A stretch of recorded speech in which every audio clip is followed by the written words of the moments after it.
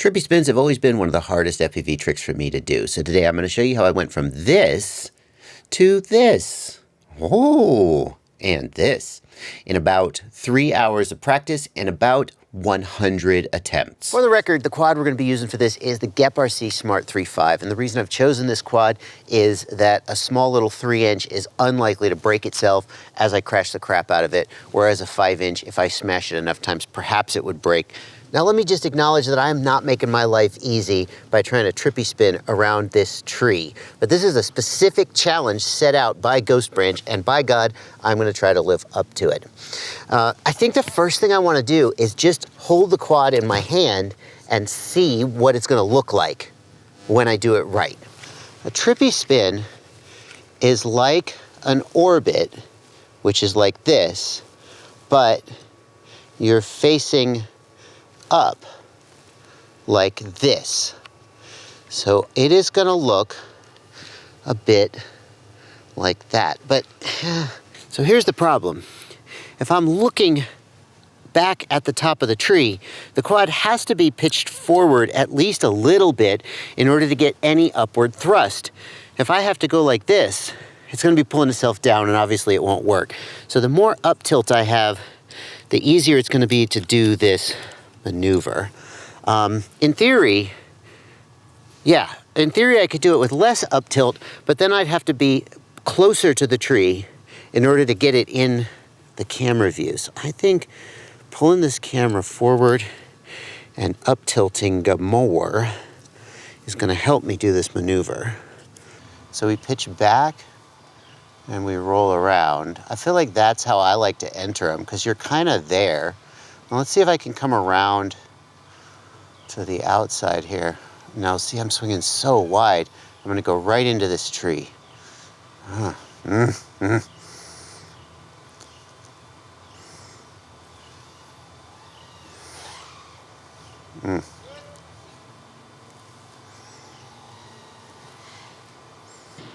is not a classic way to enter it, I don't think. I don't know, it's what feels right to me. So one of the ways that people said to try to learn this move is to get inverted and then pitch around until you got the sight picture for what it was supposed to look like. I just don't feel like I have enough room to fall to really get a sense of that sight picture. I feel much better getting that sight picture by coming in and kind of establishing a pitch angle where I'm looking up at the object and then trying to roll into it.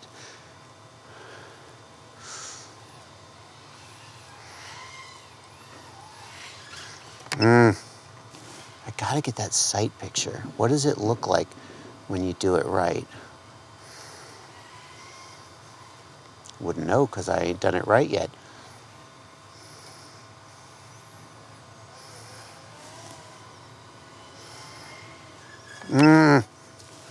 That did have the tree in the right place.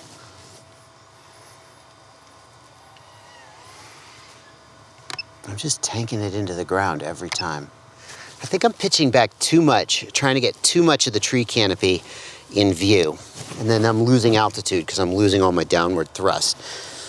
I got an idea. What if I just came in and pitched back and got that sight picture from before, just like that? That's my sight picture. And I know I can maintain altitude because you can see I didn't start to fall. And my throttle isn't even that high. That's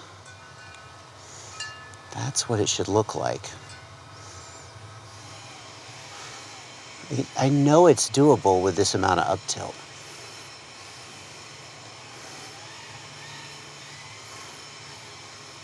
I need to be higher in the throttle. I have to be pitched back more and higher in the throttle and just turning more aggressively. Damn it. Be upset. I want to just, that tree is I don't have turtle mode. How did GEP-RC ship this with no turtle mode configured? How did they ship it with no turtle mode configured? GEP-RC! Well, it seems like GEP-RC shipped this without turtle mode activated, and I apparently never set it up, so I just grabbed this little doohickey that I always keep on me. This is the Speedy Bee Adapter V3, and it makes it easy to configure your quad in the field with your phone. I've got a whole video about that, and I'll put a link in the video description. You might not even need this to use the Speedy Bee app, but it is pretty nice for making quick changes like that. Link down in the video description if you want to check it out.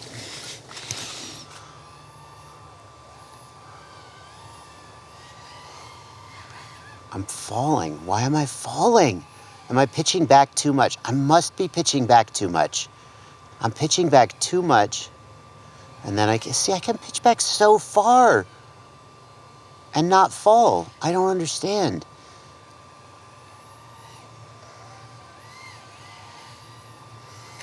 Ah! I wish that tree wasn't there. At least I have turtle mode now. That's good.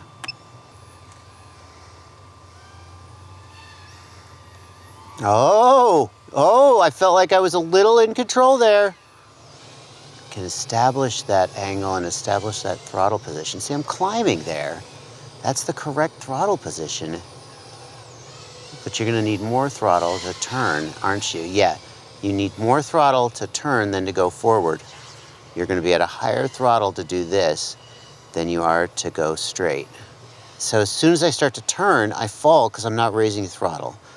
And then I fix it by pitching forward and coming out of it. I just have to establish it. And then, see, but I can't see the tree trunk, so I can't tell where I am. What a great video. Great video idea, Bardwell.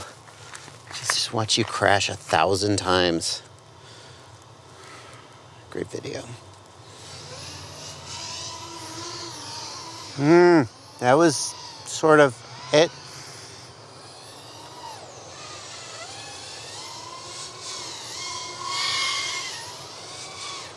That was something like it.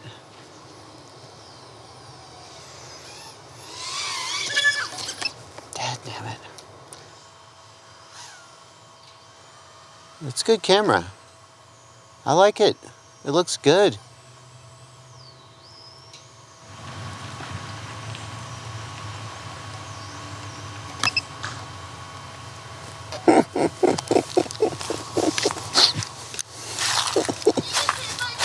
No. I'm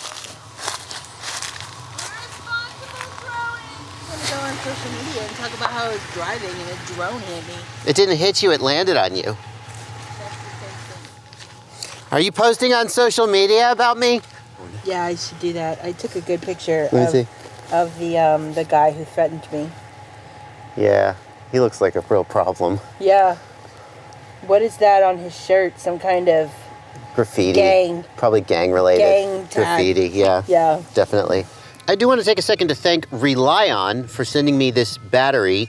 It is a lithium iron phosphate chemistry, which means that it holds a lot more energy, is a lot lighter, and lasts a lot longer than the lead acid, the deep cycle batteries that a lot of people are commonly using. It's also much more expensive, so it's not going to be for everybody. If you want a comparison of this battery, a lead acid battery, and even a tiny little generator, I did a roundup of field charging methods. I'll put a link in the video description if you want to check that out. If you're at all interested in field charging, I highly recommend it.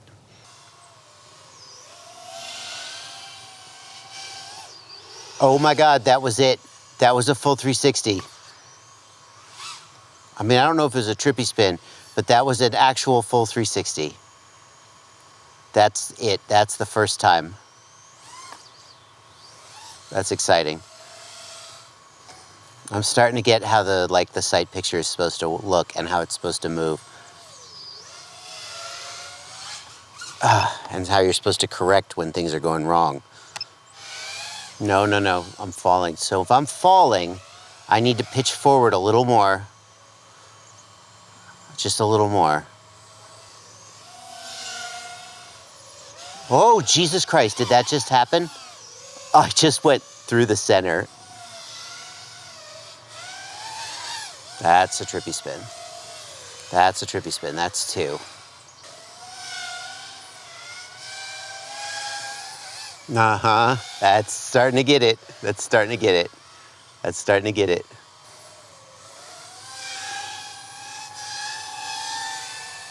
That was twice.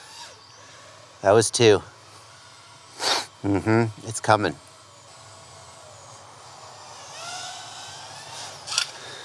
Well, folks, I think that's what we're going to call the end of the video.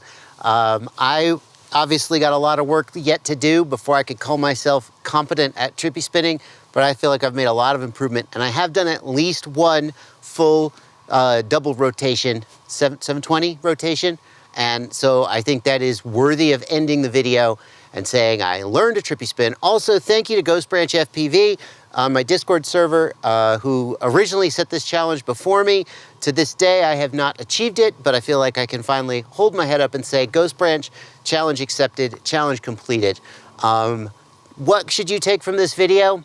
No matter what, if you pick something that you can't do and just set yourself the challenge of working it until you do it, you will make progress. You will make progress, you will become a better pilot. And there's nobody out there who can do everything, except maybe Vanover.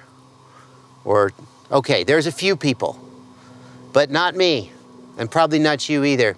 If you're bored, if you think flying is boring, it's because you're not pushing yourself hard enough. That's one possibility, and the answer to that is to set yourself a challenge and achieve it. Thanks for watching. Happy flying. You guys, I don't know where I am, and I don't know what's gonna happen, but if I don't make it out of this, I just want to know that you subscribe to my channel, or maybe join my Patreon, or click one of these videos I picked out for you.